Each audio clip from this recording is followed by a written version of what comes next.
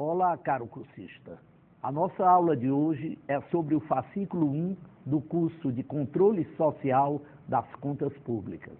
Meu nome é Oscar Dalva Filho e vou falar sobre os fundamentos históricos e filosóficos da transparência e do controle popular. O fascículo tem como objetivos introduzir noções básicas sobre a emergência do Estado moderno e suas dimensões política, social e ética. Apresentar os principais pensadores que contribuíram para a estruturação do pensamento político no mundo moderno e destacar os elementos básicos que propiciaram o surgimento do Estado constitucional brasileiro.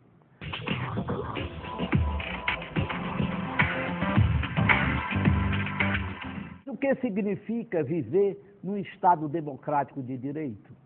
Como chegamos aos modelos que vigem no século XXI? Para fazer essa retrospectiva histórica, vamos falar sobre o surgimento da burguesia como classe dirigente da sociedade moderna, no século XVII, inaugurando a Idade Moderna. É que nesse momento que surgem novas formas de conhecimento, especialmente a ciência moderna. O fim da Idade Média é também marcado pela perda de poder da poderosa Igreja Católica e a emergência de outras religiões, como é o caso do protestantismo, luteranismo e anglicanismo. É também neste contexto que começam a se constituir os Estados-nações europeus e se forja o pensamento político autoritário. Mais tarde, a evolução dos sistemas políticos faz com que o autoritarismo seja substituído pelo contratualismo.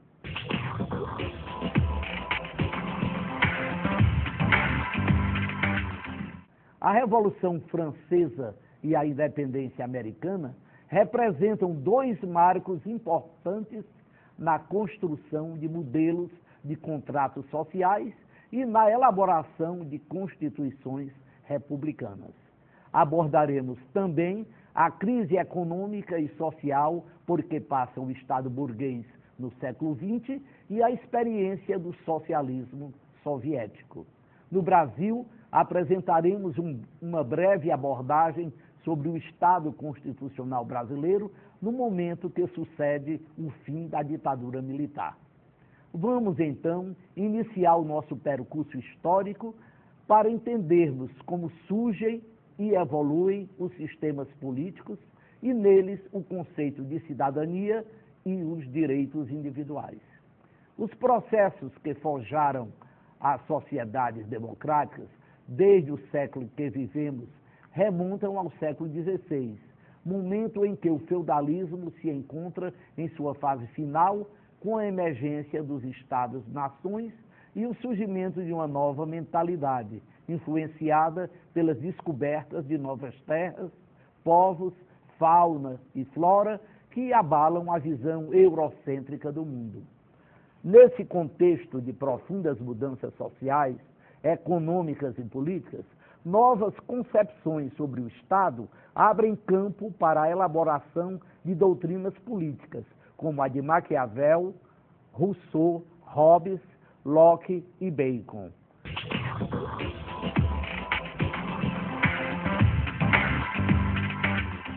A sociedade moderna pode ser apresentada por muitos aspectos, entre eles uma economia nova, o mercantilismo, fato histórico que impulsionou os novos burgueses para aventuras comerciais. O resultado desse esforço foi bastante positivo. A navegação costeira da África, que possibilitou a descoberta do caminho marítimo para as Índias, a circunnavegação do mundo com Fernando Magalhães, a descoberta da América em 1498 por Cristóvão Colombo, o descobrimento do Brasil por Pedro Álvares Cabral em 1500. A economia comercial desenvolvida pela classe burguesa permitiu o crescimento geográfico do mundo até então conhecido. Pode-se falar da emergência de uma nova ciência, graças aos trabalhos de Isaac Newton na física, de René Descartes na matemática e de Copérnico, Kepler e Galileu na astronomia. Uma nova postura científica é elaborada por Francis Bacon, que preconizava a necessidade de uma grande restauração nas bases medievais do saber. Essas mudanças, operadas pelas grandes navegações e pelas descobertas burguesas, propiciaram modificações nas concepções relativas ao papel do homem na história e ao seu relacionamento com os povos desconhecidos e com as autoridades de seu país. Surgiram muitos problemas. A Igreja Católica, poderosa instituição feudal na vida econômica e política, entrou em choque com alguns príncipes que insistiam em associações comerciais com os burgueses. Começou a reagir, negando seu apoio ideológico às monarquias que se associassem com projetos burgueses de exploração de ouro, da prata e de povos colonizados e escravizados da África, da Ásia e das Américas. Nesse contexto de mudanças, o conceito de poder político e de autoridade do soberano passou por uma mudança significativa. O pensamento protestante favorece o desenvolvimento das atividades da burguesia comercial e se caracteriza pela defesa intransigente do direito do príncipe de submeter ao seu modo os povos colonizados, inclusive escravizando-os. Esse pensamento se desenvolve especialmente na Alemanha, na Bélgica, na Holanda e na Suíça.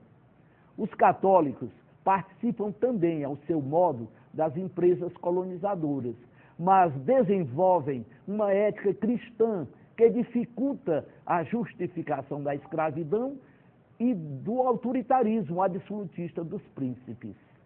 Enquanto a América do Norte foi colonizada pelos protestantes, as Américas Central e do Sul foram colonizadas prioritariamente pelos espanhóis católicos. O Brasil, neste cenário, se coloca como um caso à parte, sendo colonizado pelos portugueses, graças aos reis católicos Fernando de Aragão e Isabel Castela. A época moderna é bastante rica em acontecimentos novos e desestruturantes das bases do passado.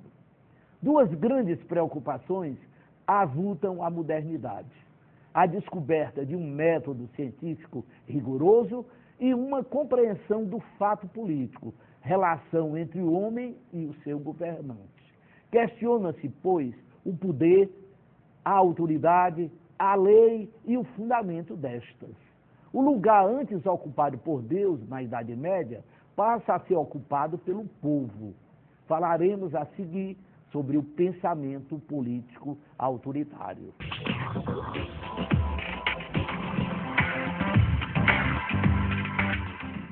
As primeiras doutrinações políticas da modernidade estão presentes na obra O Príncipe, do florentino Nicolau Maquiavel, que lança as bases da política para o novo mundo.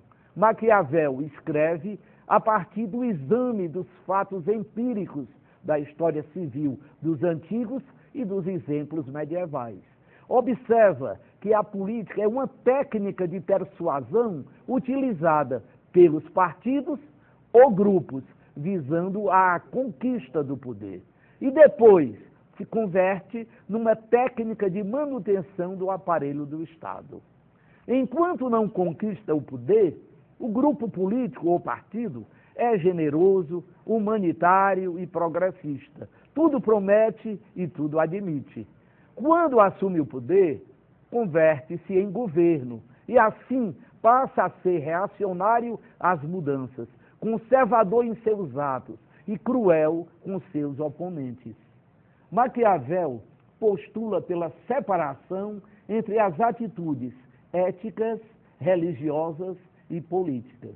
A primeira buscaria o bem, a segunda preocupar-se-ia com o mundo sagrado ou metafísico, enquanto que a política trataria objetiva e rigorosamente das relações com o poder, entre governantes e súditos. Maquiavel narra as lições que apreendeu da história, concreta ou empírica, e assim mostra como os homens, chefes de Estado, papas, generais e comandantes militares têm agido. Descreve o modo de ser dos políticos de forma realista e não o dever ser. Por isso, por não tratar do homem político ideal, que deveria agir sempre preocupado com o bem da comunidade humana, como preconizou Aristóteles, e sim como homem político real, Maquiavel adotou o chamado realismo político, em que postulou pela utilização de todos os meios possíveis para que o príncipe mantivesse sempre em suas mãos o controle do poder. Por isso, tudo é válido. Vale mentir.